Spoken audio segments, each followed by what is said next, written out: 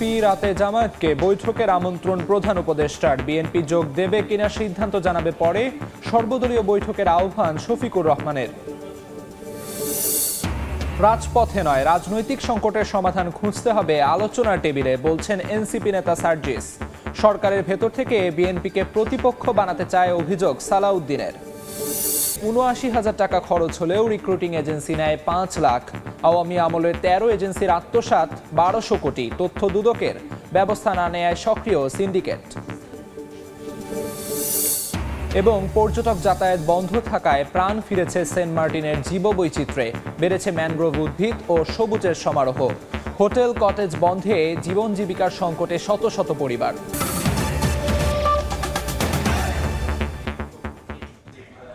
সময় সংবাদের সঙ্গে আছি আমি আমিরুল। দেশের চলমান রাজনৈতিক পরিস্থিতিতে বিএনপি ও জামায়াতে ইসলামীকে যমুনায় বৈঠকের জন্য আমন্ত্রণ জানিয়েছেন প্রধান উপদেষ্টা অধ্যাপক ডক্টর মোহাম্মদ ইউনূস। তবে বিএনপি আলোচনায় যোগ দেবে কিনা সে সিদ্ধান্ত পরে জানানো হবে বলে জানিয়েছেন দলটির স্থায়ী কমিটির সদস্য সালাউদ্দিন আহমেদ। প্রধান উপদেষ্টার প্রেস উইং থেকে জানানো হয়েছে, আজ সন্ধ্যা 7:30টায় বিএনপি এবং রাত 8টায় জামায়াতের নেতাদের বৈঠকের জন্য আমন্ত্রণ জানিয়েছেন প্রধান উপদেষ্টা। বৃহস্পতিবার উপদেষ্টা পরিষদের বৈঠকে পদত্যাগের প্রসঙ্গ তোলেন ডক্টর মোহাম্মদ ইউনূস। এরপর থেকে নাটকীয় নানা ঘটনা প্রবাহে তোলপাড় রাজনৈতিক অঙ্গনে। চলমান রাজনৈতিক পরিস্থিতি নিয়ে বিএনপি ও জামায়াতের সঙ্গে প্রধান উপদেষ্টার আলোচনা হতে পারে বলে ধারণা করা হচ্ছে। মগবাজার আলফালা মিলনায়তনে কেন্দ্রীয় মজলিসে শুরার এক অধিবেশনে বক্তব্য রাখছেন জামায়াতে আমির ডক্টর শফিকুর রহমান। যাচ্ছি সেখানে। ধরনের ঝুঁকিতে পড়তে পারে। আমরা সেই সমূহ বিতর্ক থেকে আমাদের প্রিয় গর্বিত সেনাবাহিনীকে আমরা মুক্ত রাখতে চাই। আল্লাহ তাআলা এই কাজে আমাদের সকলকে সহযোগিতা করুন এবং যার যার জায়গা থেকে এই বিষয়টা উপলব্ধি করার তৌফিক আল্লাহ তাআলা আমাদেরকে দান করুন। সম্মানিত ভাইয়েরা, আজকে পরিবর্তনের 9 মাস অতিক্রান্ত হয়েছে। আমাদের প্রধান উপদেষ্টা বলেছেন, একাধিকবার বলেছেন, জাতীয় নির্বাচন তিনি এই বছরের ডিসেম্বর থেকে আগামী বছরের জুনের মধ্যে সম্পন্ন করতে চান। আমরা বারবার বলেছি, তাই তার এই কথার উপরে আমরা আস্থা রাখতে চাই এবং আস্থা রেখে এটার জন্য আমাদের বিবেচনায় সুইটেবল টাইম কি হতে পারে আমরা সেইটাও ফ্লেক্সিবলি বলেছি। আমরা তাকেও বাধ্য করতে চাই না। আমরা কেন বাধ্য করতে যাব? কারণ তিনি তো সকলদের দ্বারা সমর্থিত। আমরাই তো তাকে এই দায়িত্ব সবাই মিলে দিয়েছি। তিনি তো জোর করে নেননি আমাদের কাছ থেকে। তিনি তো আমাদের প্রতিপক্ষ না। তিনি এখন সরকারের অভিভাবক। এ দায়িত্ব সকল রাজনৈতিক দল এবং অংশীজন স্বেচ্ছায় আমরা তার উপর অর্পণ করেছি। আমাদের দায়িত্ব তাকে সহযোগিতা করা তার সার্বিক কাজে। আমরা আমাদের জানা মতো আমাদের পক্ষ থেকে আমরা কোনো ধরনের কোনো অসহযোগিতা করিনি, বরঞ্চ যতটুকু আমাদের যেখানে সম্ভব আমরা সেই সহযোগিতা করেছি। অন্যান্য রাজনৈতিক অংশীজনের প্রতি, সংগঠনগুলোর প্রতি আমরা আহ্বান জানাই যে এই সরকার যেহেতু আমাদের সকলের সরকার, আসুন আমরা সবাই মিলে তাকে সহযোগিতা করি। সবাই মিলে যদি সহযোগিতা করি আর সরকারও যদি স্বতঃস্ফূর্তভাবে আমাদের সহযোগিতা গ্রহণ করেন, তাহলে আমরা মনে করি যে সমস্যা যাই সামনে আসুক সমাধান তার অতি সহজ। কিন্তু এইখানে বোঝাপড়ায় যদি কোনো গ্যাপ তৈরি হয় আর জাতি যদি কোনো সংকটে পড়ে, এ দায় আমরা কেউ এড়াতে পারবো না। অতএব দায় সৃষ্টি হওয়ার আগেই সমাধানের পথে হাঁটাটাই হচ্ছে বুদ্ধিমানের কাজ, উত্তম কাজ। আমরা সরকার এবং রাজনৈতিক দলগুলোর প্রতি এই উদাত্ত আহ্বান জানাই যে পারস্পরিক সহযোগিতার মনোভাব নিয়ে আসুন প্রিয় দেশকে, জাতিকে আমরা আশাবাদী করি এবং সামনের দিকে এগিয়ে নিয়ে যাই।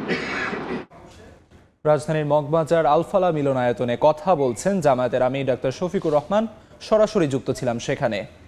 ফ্যাসিবাদ বিরোধী রাজনৈতিক দলগুলোর মধ্যে অনৈক্যের সুর। প্রধান উপদেষ্টার পদত্যাগের গুঞ্জন নিয়েও চলছে নানা আলোচনা সমালোচনা।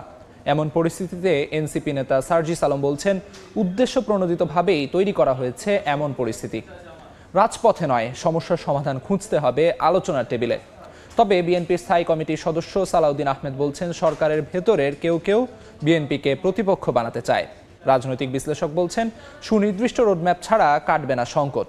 হাসান ওয়ালির প্রতিবেদন। কাঁধে কাঁধ মিলিয়ে বিদায় ঘণ্টা বাজিয়েছে শেখ হাসিনা সরকারের, কিন্তু সময় গড়াতেই সে ঐক্যে বাজছে অনৈক্যের সুর।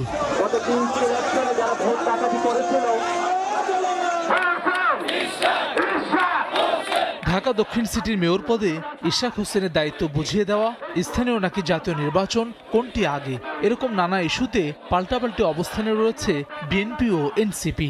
এর মধ্যে রাষ্ট্রে দেখা দিয়েছে গভীর সংকট। উদ্ভূত পরিস্থিতিতে জুলাই গণ অভ্যুত্থানের অন্যতম নায়কও এনসিপি নেতা সার্জিস আলম বলেন, জুলাইয়ের পক্ষের শক্তিদের রাজপথে নয়, সমস্যার সমাধান খুঁজতে হবে আলোচনার টেবিলে। জুলাই যেমন আমাদের ঐক্যের একটি জায়গা, ডক্টর ইউনূস আমাদের একটি ঐক্যের জায়গা। সকল রাজনৈতিক দলের এই সহযোগিতাটুকু করা প্রয়োজন যে একটা সুষ্ঠু নির্বাচনের আগে পর্যন্ত তাকে যেন তার কাজগুলো করার স্বাধীনতা দেয়া হয়, এবং আমাদের যদি কোনো আলোচনা থাকে, কোনো বিষয়ে মত পার্থক্য থাকে, এগুলোর সমাধান ওই রাজপথে নয়, যমুনার আশেপাশে ব্লকেট করে নয়, বরং টেবিল ডিসকাশনের মাধ্যমে হওয়া উচিত। সরকারের ভেতরের একটি অংশ বিএনপিকে প্রতিপক্ষ বানাতে চায় অভিযোগ করে বিএনপির স্থায়ী কমিটির সদস্য সালাউদ্দিন আহমেদ বলেন, তাদের সঙ্গে প্রধান উপদেষ্টার দূরত্ব তৈরির চেষ্টাও করছে গোষ্ঠীটি। দলীয়ভাবে মাননীয় প্রধান উপদেষ্টার সাক্ষাতের জন্য গত সোমবার রাত থেকে চেষ্টা করছি, কিন্তু আমরা ওনার সাক্ষাতের সময় পাইনি এখনো পর্যন্ত। তো সহযোগিতা কি আমরা করতে চাচ্ছি না, নাকি উনি সহযোগিতা চাচ্ছেন না, সেটা একটা প্রশ্ন। সরকারের মধ্যেই দুই একটি চক্র আছে, কর্নার আছে, যারা বিএনপিকে সরকারের প্রতিপক্ষ ভাবেন এবং তাদের কর্মকাণ্ডে সেটা দেখা গেছে। রাজনীতির মাঠে গুমট পরিস্থিতির চিন্তায় ফেলেছে রাজনৈতিক বিশ্লেষকদেরও। ঢাকা বিশ্ববিদ্যালয়ের এই শিক্ষক মনে করেন, সুনির্দিষ্ট নির্বাচনী রোডম্যাপ ঘোষণা ছাড়া কাটবে না আধার। অটোমেটিক দুর্বল হয়ে যাবে এই এজেন্ডাগুলো যখন আপনি নির্বাচনের সুনির্দিষ্ট ঘোষণাটা দিয়ে দিবেন। উপদেষ্টা পরিষদের 3 সদস্যের পদত্যাগ, ইশরাক হোসেনের দায়িত্ব গ্রহণ, সব কিছুই আপনার দুর্বল হয়ে যাবে। সংকট উত্তরণের জন্য এটা সবচেয়ে উত্তম পন্থা আলোচনা এবং চূড়ান্তভাবে নির্বাচন।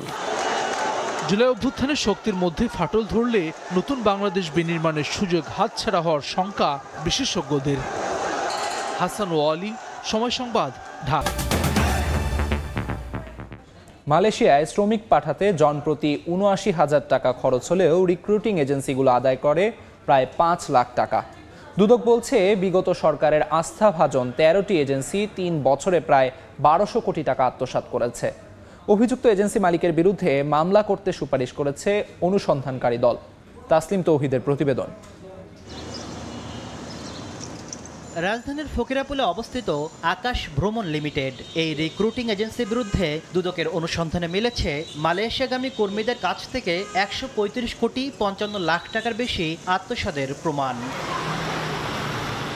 দুদক বলছে, সরকারি হিসাবে ৭৯,০০০ খরচ হলেও মালয়েশিয়াগামী কর্মীদের কাছ থেকে জনশক্তি রপ্তানিকারকদের সংগঠন বাইরার নির্দিষ্ট সিন্ডিকেট ৪,৭০,০০০ থেকে ৫ লাখ টাকা পর্যন্ত আদায় করে। ক্ষমতাচ্যুত আওয়ামী লীগ সরকারের আশীর্বাদ পুষ্ট এসব রিক্রুটিং এজেন্সি মানুষের অর্থ হাতিয়ে নিতে নানা ছলচাতুরির আশ্রয় নেয়।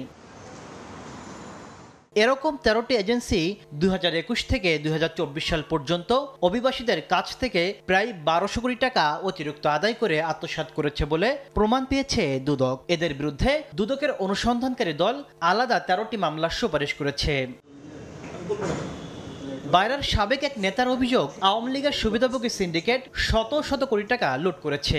সেই সিন্ডিকেট এখনও সক্রিয় আছে বলেও দাবি তার। একই সিন্ডিকেট চক্রই কিন্তু আওয়ামী লীগ সরকারের আমলে যারা ছিল সেই মন্ত্রী, এমপি এবং নেতারা কিন্তু এখনও আছে।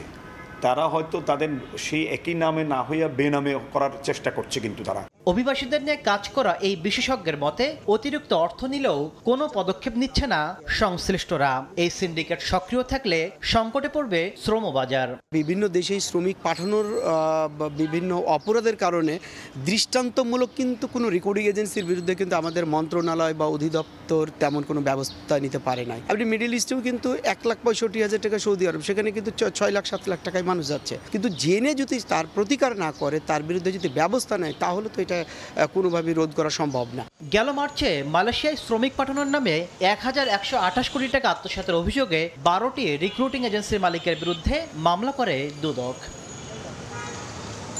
তাসলিম তৌহিদ, সময় সংবাদ। অনিন্দ সুন্দর দ্বীপ, নেই কোলাহল, নেই চিরচেনা ব্যস্ততা। পরিবেশ রক্ষায় গত মার্চ থেকে প্রবাল দ্বীপ সেন্ট মার্টিনে বন্ধ পর্যটক যাতায়াত। এতে দ্বীপের ছেড়াদিয়া ও ডিয়ার মাথা খ্যাত মিনি সুন্দরবন ফিরে পেয়েছে নতুন প্রাণ। তবে সাগরে মাছ শিকার কিংবা পর্যটন ঘিরে যাদের জীবিকা, সেসব মানুষ আছেন চরম সংকটে। সেন্ট মার্টিন ঘুরে এসে মোহাম্মদ ফরাজের ক্যামেরায় বিস্তারিত জানাচ্ছেন সুজাউদ্দিন রুবেল। প্রবালদ্বীপ সেন্ট মার্টিন অন্য সময় বছরে পর্যটকদের জন্য খোলা থাকত 5 মাস।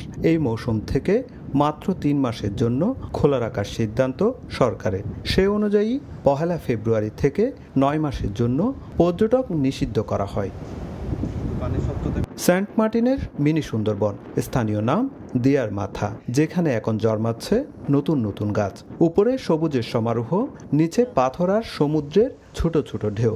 এটা আল্লাহ দেব এমন একটা জায়গা, ডিলি জায়গাগুলো হলো চেস হয়ে যায়, পরিবেশগুলো উন্নত মানের হয়ে যায়। তবে কষ্টে আছেন দ্বীপের বাসিন্দারা। দ্বীপের শত শত পরিবার জীবিকার অনিশ্চয়তায় দিশেহারা।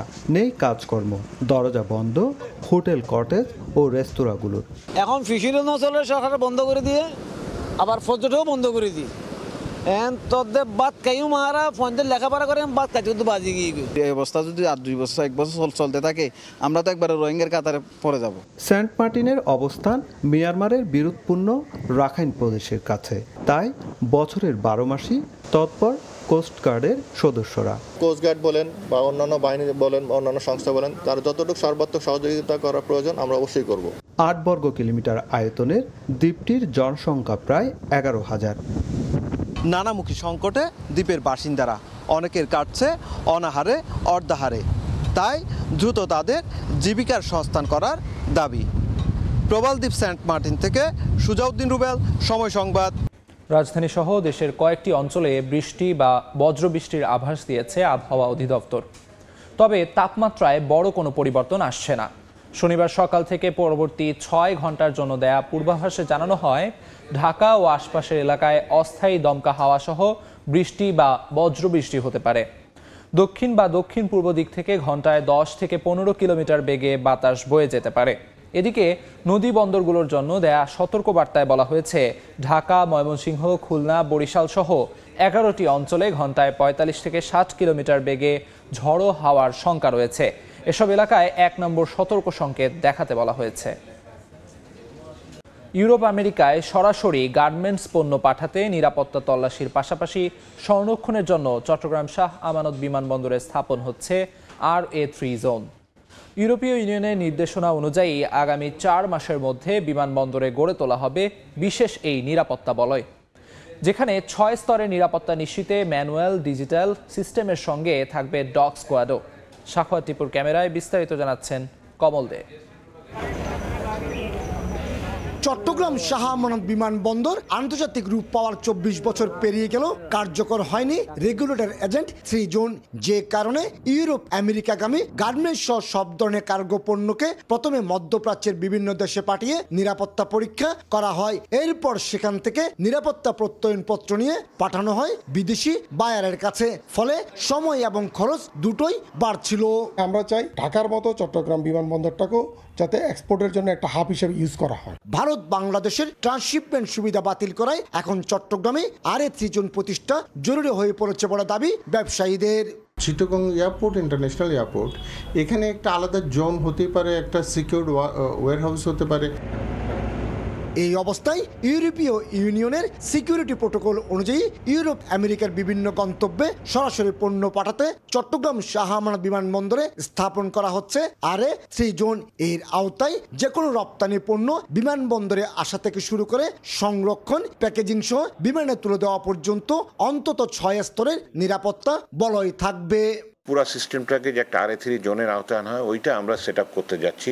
ওটার জন্য আমাদের প্ল্যানিং রেডি, আমরা যে কোনো সময় হয়তো কাজ শুরু করব। কিছু রিকোয়ারমেন্ট তাদের থাকে, ওই রিকোয়ারমেন্টগুলো ফুলফিল না করলে আপনি ইউরোপে সরাসরি কার্গো ফ্লাইট অপারেট করতে পারবেন না। 2005 সাল থেকে শুরু হয়ে 2021 সাল পর্যন্ত চট্টগ্রাম শাহ আমানত বিমানবন্দরে কার্গো বিমান চালু থাকলেও করোনার সময় তা বন্ধ হয়ে যায়। চট্টগ্রাম শাহ আমানত বিমানবন্দরে বিশেষ জোন কার্যক্রম শুরু করলে সে পরীক্ষা মধ্যপ্রাচ্য নয়, হবে চট্টগ্রাম শাহ আমানত বিমানবন্দরে। আর এর ফলে খরচ যেমন কমে আসবে, তেমনি সরাসরি ইউরোপ আমেরিকার গন্তব্যে পৌঁছাবে বাংলাদেশের তৈরি পোশাক। চট্টগ্রাম শাহ আমানত বিমানবন্দর থেকে কমল দে, সময় সংবাদ। সময় সংবাদ।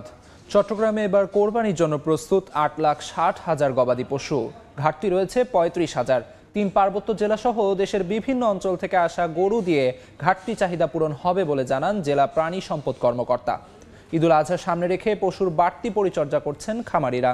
বিস্তারিত জানাচ্ছেন পার্থপ্রতিম বিশ্বাস। চট্টগ্রাম শহর ও গ্রামে গড়ে উঠেছে বড় আকারের অনেক গরুর খামার। নগরে 100-রও বেশি এগ্রো খামার রয়েছে। এখানে দেশীয় পাশাপাশি বিদেশি জাতের গরুও লালন পালন করা হচ্ছে। এবার চট্টগ্রামে কোরবানির চাহিদা প্রায় 8,96,000। এর মধ্যে কোরবানিযোগ্য গবাদি পশুর উৎপাদন 8,60,000, ঘাটতি প্রায় 35,000। 3 পার্বত্য জেলা কুষ্টিয়া, ফরিদপুর সহ বিভিন্ন জায়গা থেকে আসা গরু থেকে ঘাটতি পূরণ করা হবে বলে জানান জেলা প্রাণী সম্পদ কর্মকর্তা। অবশ্যই আমাদের দেশীয় যথেষ্ট উৎপাদন আছে এবং আমাদের উদ্বৃত্ত থাকবে দেশীয় উৎপাদন। আমাদের কিছু কিছু জেলা ঘাটতি আছে, আবার কিছু কিছু জেলা বেশি আছে। ওভারঅল সারা বাংলাদেশে আমাদের দেখা যায় যে গরু উদ্বৃত্ত আছে, সুতরাং আমাদের বাইরের গরু আসার প্রশ্নই ওঠে না। এখন পর্যন্ত হাটগুলোতে বেচা কেনা শুরু না হলেও এগ্রো ফার্ম থেকে পছন্দের পশুটি ক্রয় বিক্রয় শুরু হয়ে গেছে। ইতিমধ্যে 50 থেকে 60% গরু বিক্রি হয়ে গেছে জানান খামারিরা। মানুষ যেন কিনতে পারে ওরকম একটা দাম রেখে দিয়ে থাকি আমরা, যেন কাস্টমার আতঙ্কে না পড়ে থাকে। অনেকে ফিজিক্যালি এসে আমাদের এখান থেকে গরু কিনতেছে। আমাদের এই কোরবানের চার রাত পর্যন্ত আমাদের কাছে গরু রাখার সুযোগ আছে, কাস্টমারদের জন্য আমরা এভাবে সুযোগ করে দিচ্ছি। চট্টগ্রাম নগরীতে পশুর চাহিদা 1,09,757টি। পার্থপ্রতিম বিশ্বাস, সময় সংবাদ, চট্টগ্রাম। এ পর্যায়ে শীর্ষ সংবাদগুলো জানিয়ে দিচ্ছি আরেকবার। সন্ধ্যায় বিএনপি, রাতে জামায়াতকে বৈঠকের আমন্ত্রণ প্রধান উপদেষ্টার। বিএনপি যোগ দেবে কিনা সিদ্ধান্ত জানাবে পরে। সর্বদলীয় বৈঠকের আহ্বান শফিকুর রহমানের। রাজপথে নয়, রাজনৈতিক সংকটের সমাধান খুঁজতে হবে আলোচনার টেবিলে, বলেছেন এনসিপি নেতা সার্জিস। সরকারের ভেতর থেকে বিএনপিকে প্রতিপক্ষ বানাতে চায় অভিযোগ সালাউদ্দিনের।